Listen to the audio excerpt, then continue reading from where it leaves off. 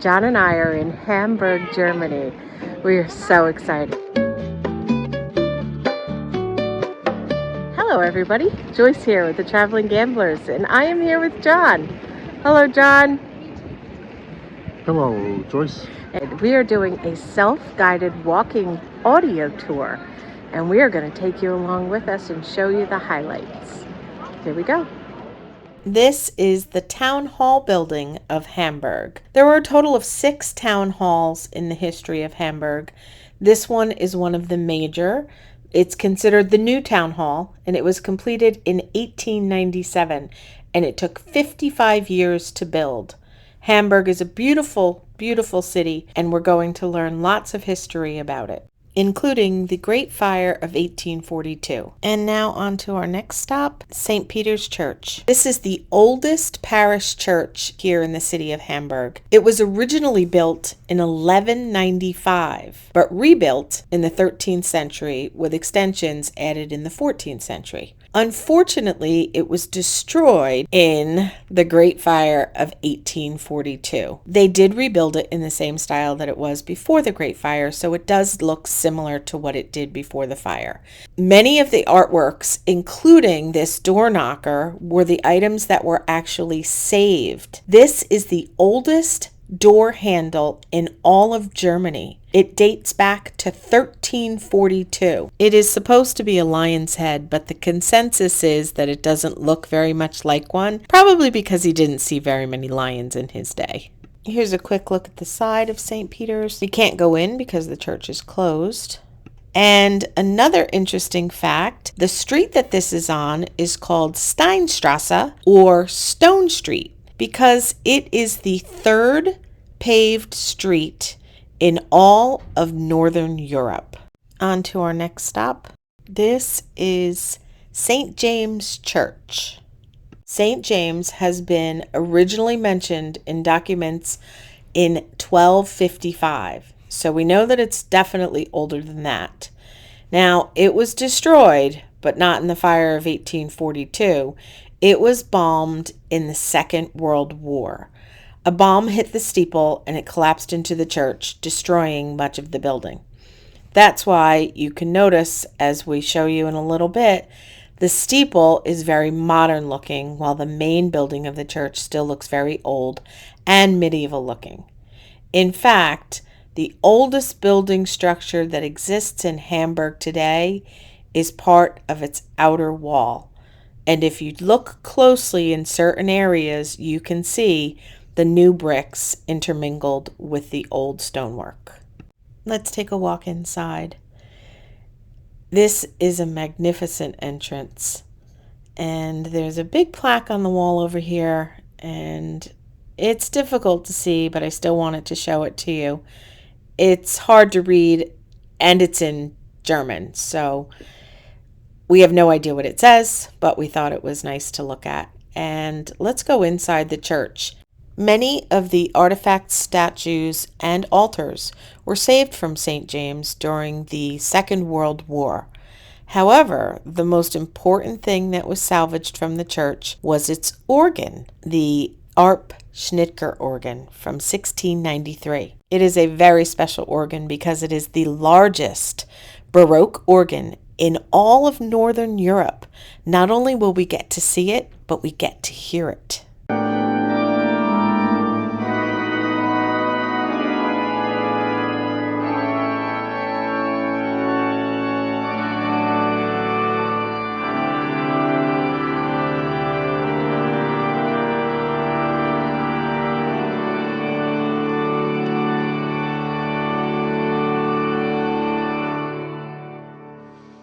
As we take a look at the rest of the inside of this magnificent church, a true and funny story about that organ and Johann Sebastian Bach. Bach came here to this very church, and he applied for the job as the church's organist. The people and the pastor responded to him by asking him how much he would pay to play the organ. So that part didn't work out too well for Bach, but he went on to do bigger and better things, obviously. Now, outside the church, we get to see the new steeple that was built because of the bombing of World War II. And this door absolutely contributes to the medieval style of the church that it was originally built in. Look at this door. It's absolutely incredible. So interesting, the name of the church is St. James, but in German, the name is St. Jacobi. Very interesting. Some people refer to this church as St. Jacobi, and that is actually incorrect. It is St. James. On to our next stop.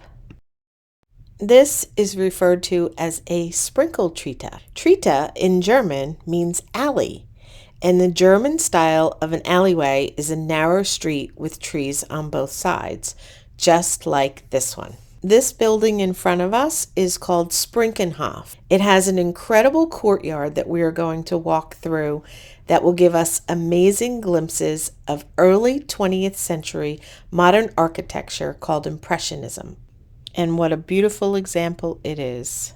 Today, this is a magnificent building to look at, but this area has quite the history. This entire area was destroyed by the Great Fire of 1842. After the fire, most of the buildings here were residential, and they were packed side by side on narrow trittes or alleyways. This area basically became a slum after the Great Fire. Hamburg is located 117 kilometers away from the North Sea, but it still was classified as a tidal port. Most of the sewage would run out into the Elbe River, but the tide would rise and bring the sewage upstream back into the drinking water supply. Hamburg didn't have a water purification system in place, and this became the perfect environment for disease and pestilence to run amok here in the city, and that is exactly what happened. In August of 1892, a cholera epidemic broke out.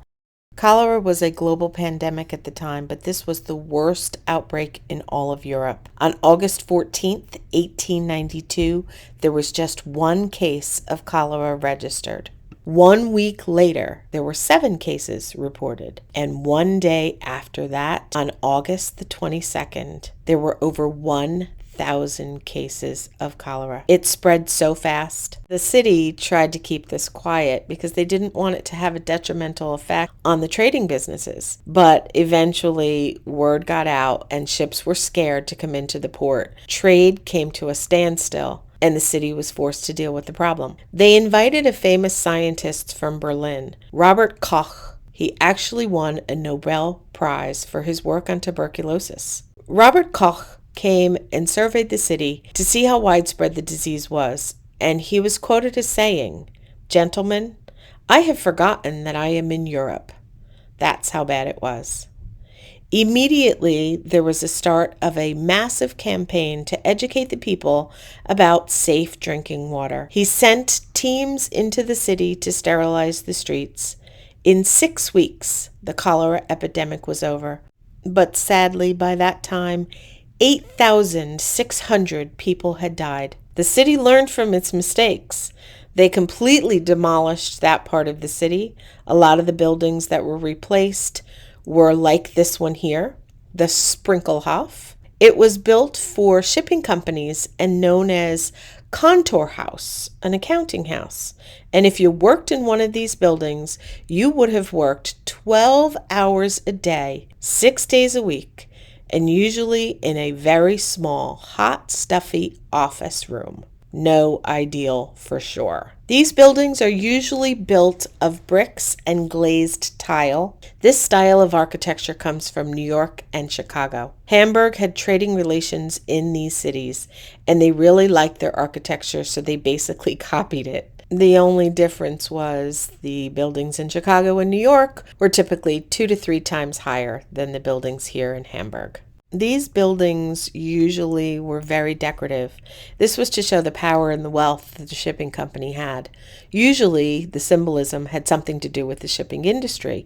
And if you look closely at those things that are sticking out in between the windows, they are ships, steering wheel, a hand with a technical tool, a German eagle, and a picture of a Hamburg, among other things. On to our next stop, and this is the Chili House. It was completed in 1924 for a man called Henry Sloman, who was at that time by far the richest man in all of Hamburg. Mr. Sloman had a shipping company that did a lot of trade with a certain country. Can you guess which country that might be? Yes, Chile. That is why it is called the Chili House. He basically imported a lot of nitrate from Chile, which was important for the production of gunpowder and fertilizer. Chili House was designed by a very famous architect called Fritz Hauger. It is one of the most important examples of German brick expressionistic architecture that exists today. This style of architecture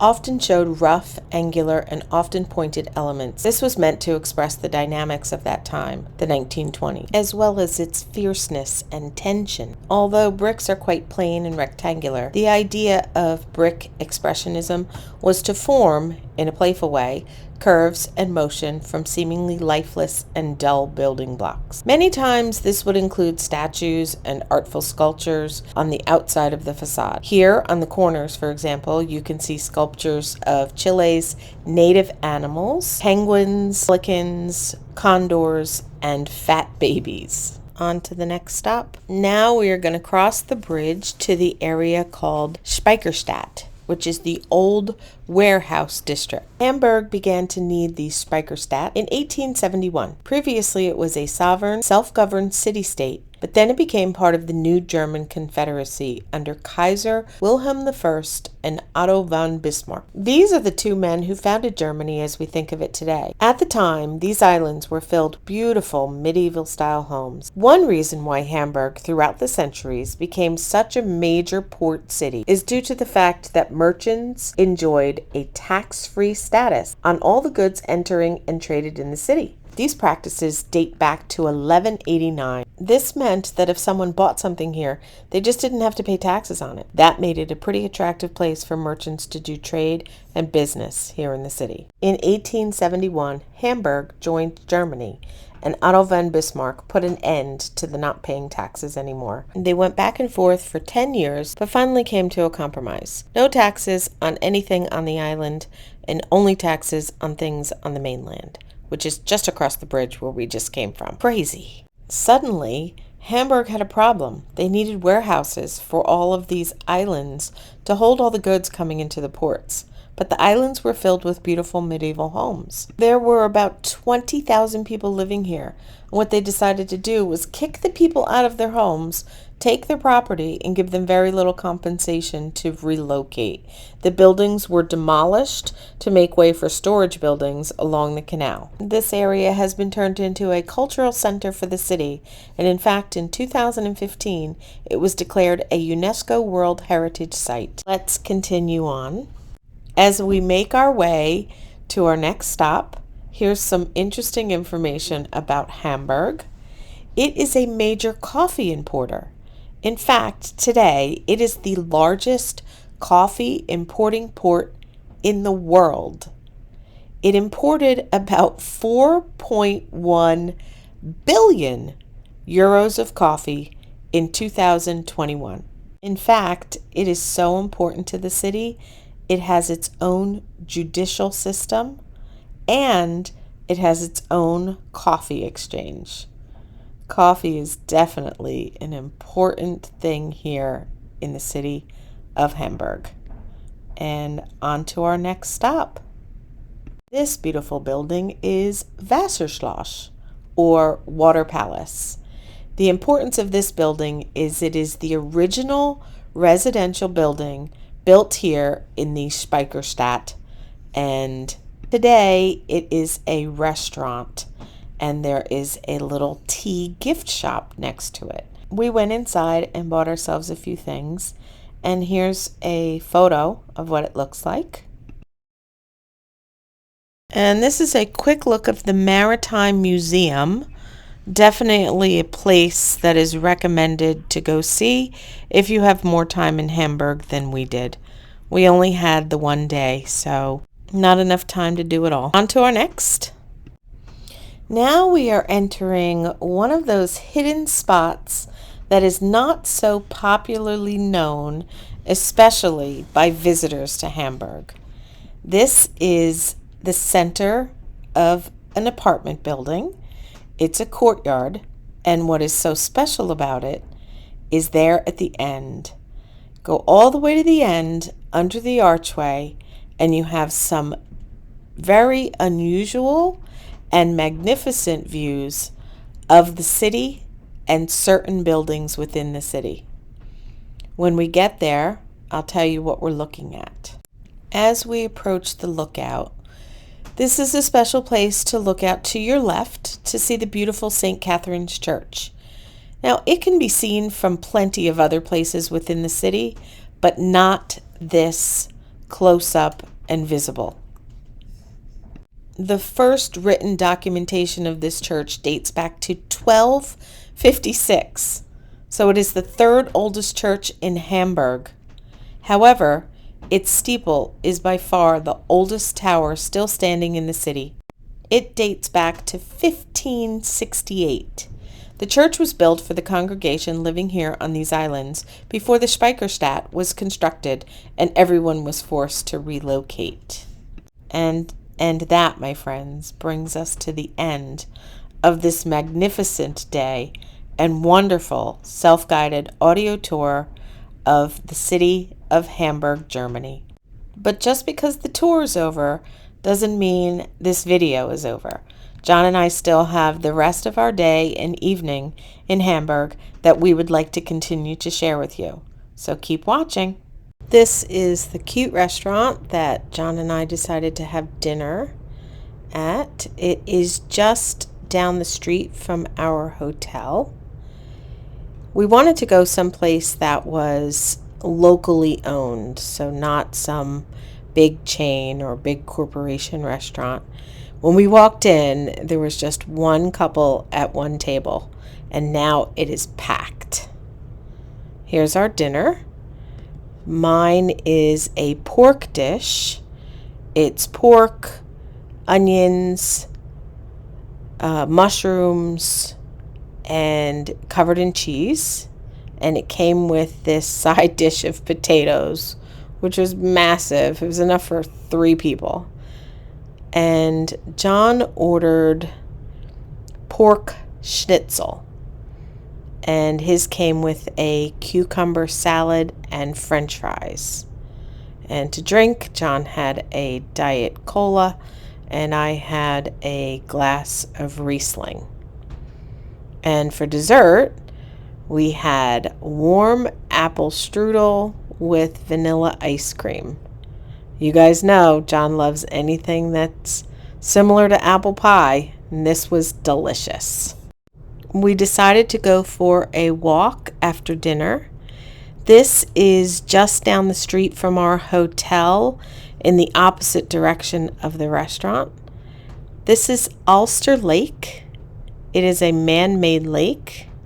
It is such a gorgeous night. That building over there that you see with the green top, that is City Hall. That's how close to our hotel it was. Hamburg did not disappoint. John and I are incredibly impressed with this wonderful city. It is beautiful and clean and polite and welcoming and filled with so much fascinating history and beauty. It was absolutely a perfect day. If you're enjoying this video, please hit the thumbs up. It lets us know what you like, and it helps us out significantly, and we really appreciate it. If you haven't done so already, we would love for you to subscribe and join us. You just hit the subscribe button below this video, put the notification bell on, and that will let you know of any new videos that we post. This is the hotel that we are staying at, Hotel Barcello, Hamburg.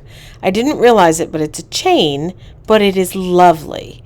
I'm going to take you on a little tour of it, but in the meantime, this is the location, or this is the street that we're on, and right down there at the end is where City Hall Square is, and down this way, just past this corner, is where the lake is, where we just were. It is a wonderful location, and is, as I said before, it is very safe and clean.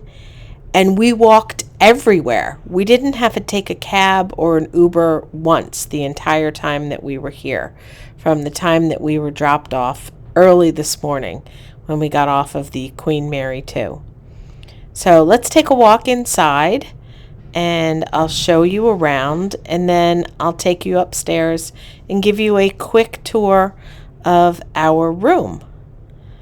This is the lobby. It's very sleek. It's very European. And there's a restaurant in here, and you can choose to have breakfast as part of your stay. We did not, because we wanted to eat someplace local. And look at this lovely waiting area, and look at this lobby. Beautiful fireplace, comfortable furniture. John and I sat here for about an hour this morning when we first got dropped off. They held our luggage for us all day until our room was ready. There is a concierge desk. And this is the restaurant on property. It serves breakfast, lunch, and dinner. And it's a great space. We looked at the menu. It has lots of variety, reasonable prices. And again, the only reason we didn't eat here was because we wanted to explore the city a little bit and eat someplace outside because we wanted to explore. All right, let's go up and take a look at our room. This is our room coming off of the elevator, and we are in room 222. First thing I thought of was the show I used to watch when I was a kid. John is holding the door open for us.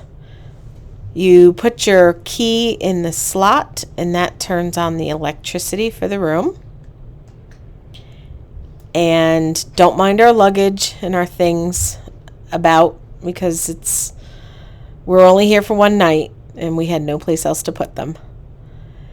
It's a very nice space, extremely clean, and it's everything that we needed.